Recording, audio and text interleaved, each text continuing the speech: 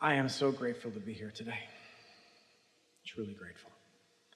You are a wonderful lady, and you have changed so many things in my life over the last few years. We look so much like Esther.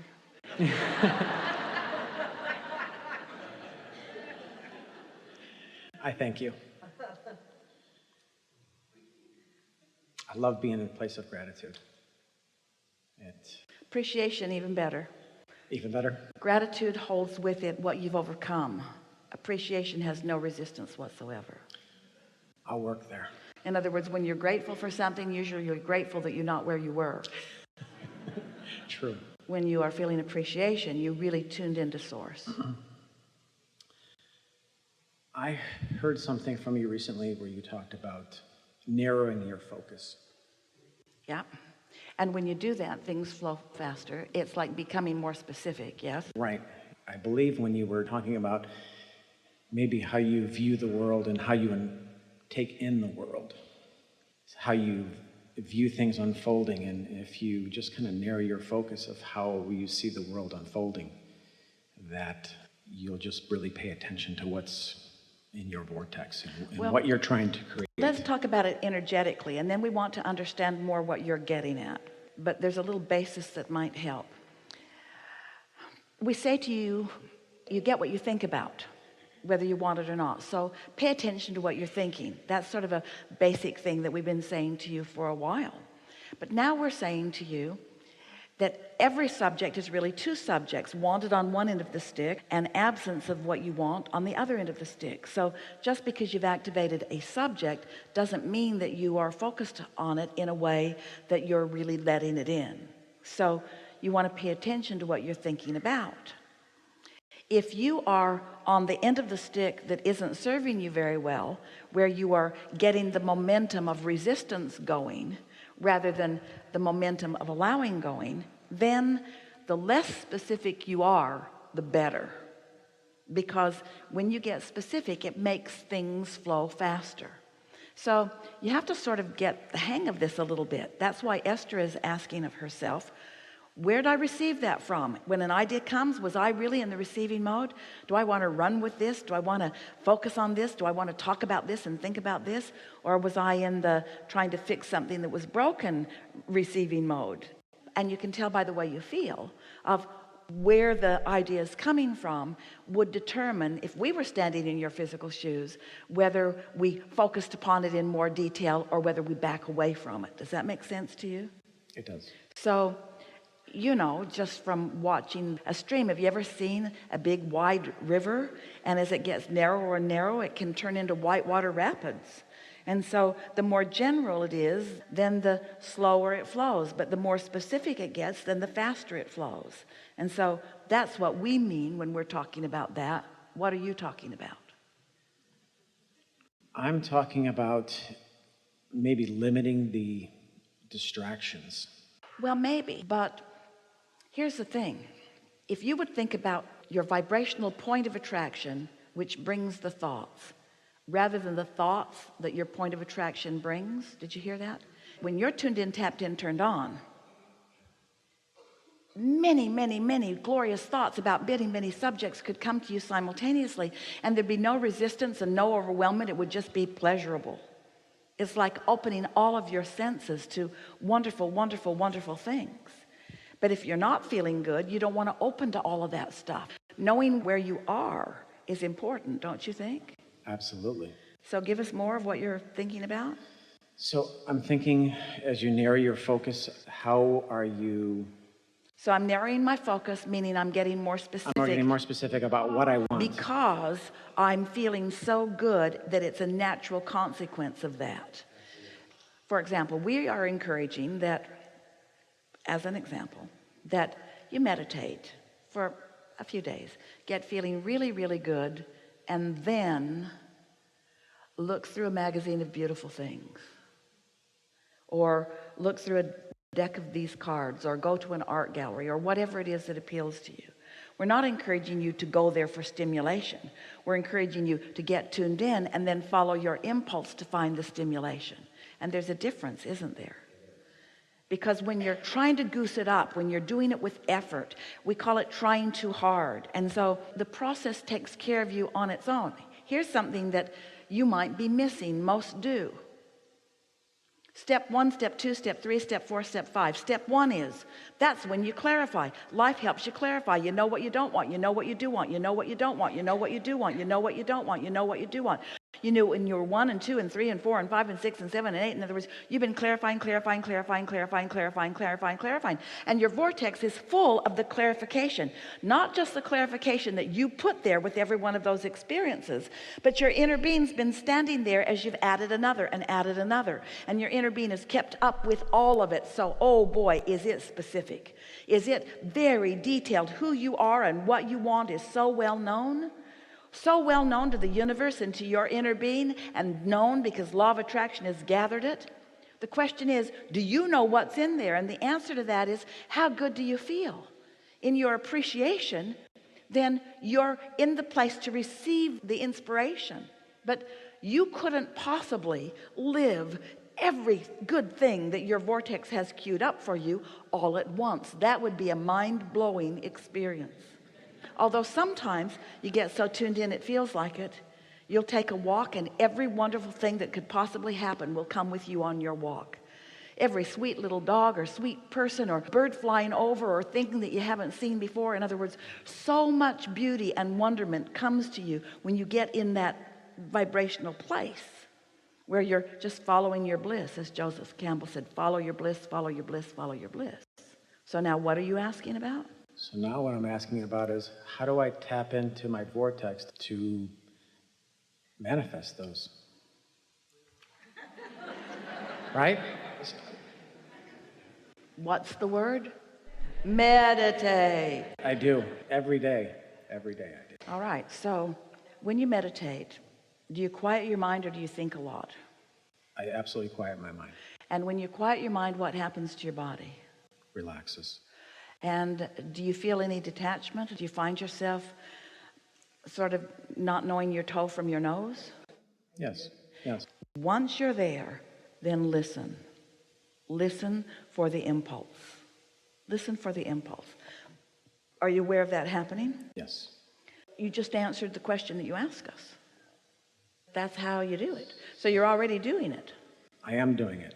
I want more of it. This is why this conversation is so wonderful. So once you are consciously aware that you've received a thought, it's all right for you to think, hey, I just received a thought. I'd like to receive more thoughts. But if you think too much about the thoughts you want to receive, you'll get in the way of it because you just want to get in the habit of receiving the thoughts. And then, thankfully, the timer will go off because the 20 minutes is only 20 minutes long. So there you are, and now it's time to take your newly achieved vibrational alignment and to move outward into your world. And so you go as far as you can go in the day, and you might maintain it for a while, you might not, it doesn't matter. Start again tomorrow and go as far as you can go in the day. You might make it an hour, you might make it 2 hours before you begin having more contrasting thoughts. It doesn't matter. But then the next day, until it won't be very long, a week or 2 or 3, before you will not only have quieted your mind as you are accustomed to doing, but you will have consciously received what your inner being is inspiring to you. See, your inner being's offering this all the time, all the time, all the time, all the time, all the time. You just don't have your radio on sometimes, so you don't hear it. You're settling, or you're doing that practical thing instead. But once you've decided, I am going to put myself in a place where I can tune to the frequency of my source, these things you got to know. We're going to ask you if you do. Do you know that you're more than this body? Do you know that there's a vortex full of things that you want? Do you know that your inner being knows about them? Do you know that your inner being knows where you stand in relationship to all of them? Do you know your inner being's talking to you all the time about helping you rendezvous with them? Do you know that sometimes you're listening? Do you know that sometimes you're not? Do you know what to do about getting better at listening? Then you've got it. That's all there is. Step 1, step 2, step 3, step 4, really good at it. Step 5, enjoying the contrast and putting more stuff in. That's why you never get it done. You know, if you didn't keep going back to step 1, you could get it done. But as long as you're allowing yourself to continue to have experiences and to continue to ask for more, it's just this eternal process of joyful unfolding and never-ending eternalness. I think I get caught up in I need to take action. Well, action is divine, and we don't blame you for liking it. We're just asking you to wait for the inspiration to act rather than trying to use the action to get there. Because there's inspired action and there's motivated action, and the motivated action takes you that far down the road, and the inspired action is so much more robust and so much more pleasurable. Is that because there's no resistance? Yeah. As you've listened to us over time, we said to you, you create your own reality, and that makes you think, oh, I need to think. And we've said, you get what you think about, and then you thought, well, I need to think more carefully. And so now today we're saying you create your own reality. So you do want to think, but you also want to sometimes be in the step 1 asking mode, and sometimes you want to be in the step 3 receiving mode. And as you made the decision to come into this physical body, you planned on being about 10% of the time in the asking mode and the rest of the time in the receiving mode. And most humans have that flipped. You're thinking and asking and thinking and asking and thinking and asking and thinking and asking and thinking and asking and thinking and asking and thinking and asking, and then every now and again you let your guard down and you receive a little. And we want you to flip it the other way. We want you to take the lazy river for a while. We want you to enjoy the journey more. And don't worry about it. Life's going to keep you asking. You're not going to make a mistake in this. But it's time for you to let more of what you've asked for into your experience. And it's time for you to enjoy the journey along the way to those things that you want. And now we're going to drop the big bombshell on you. The only reason that you want them is so that you can have the joyful journey to them.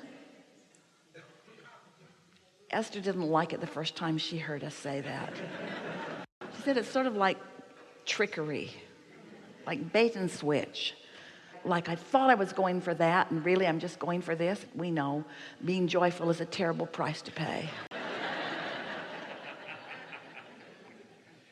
Should I always feel an inspirational thought as I meditate? Well, there will be different degrees of it, but you'll get so that you can feel the difference.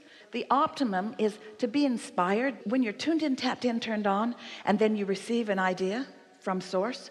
And then you meet that idea with your idea, and then you and source are just having this wonderful conversation back and forth where you're knowing you can do it and your source is knowing you can do it, and you're wondering where it is and your source knows where it is, and you're listening to your source and your source gives you an impulse and you follow the impulse, and you have a really nice conversation with someone, and you're just enjoying the day so much and enjoying yourself so much and enjoying them so much and enjoying life so much and asking and answering and asking and answering and asking and answering and receiving. One day not so long ago, a friend was talking to Esther about wanting to give the perfect gift, and so they spent an hour on the telephone talking about giving and receiving, and it led into a conversation about those who like to give and those who like to take. And then Esther wanted to talk to us about it, and we said, you know how we've been talking to you for a while about how sometimes you'll be asking in a very strong way for something. It's often about someone who's made their departure into non-physical, or you'll have something that you're worried about or thinking about, so you're asking in a strong way, but you're not letting it in because you don't know the things that we've talked about here today, and so you're not letting it in. And then a bird will fly into your experience and really get your attention. It acts weird. It dives into your swimming pool in some weird way, or stands on a chair and stares at you for an inordinate amount of time, or comes by as a little hummingbird and then just looks at you like you're a flower and like it's going to get right up your nose and get something from you, and you're wondering, what are you doing here, and why are you staying so long, and why are you acting like such a weird hummingbird? And the hummingbird is saying to you, because I have a very important distracting message for you from source. Birds do it all the time because birds are plentiful, and when you're asking, birds can often get right in. When you're not receiving, they do, and they bring a sort of message to you. Esther will say, if you could only speak English, it would help so much. But the point of this story is that sometimes you're the hummingbird. Sometimes you get to be the step 2 answer in somebody else's asking. And so you reach this place where sometimes you're asking and often you're receiving, and often you are offering something that you're receiving on behalf of someone else. And when it all mixes together so that giving and receiving is the same vibration, you see what we're getting at?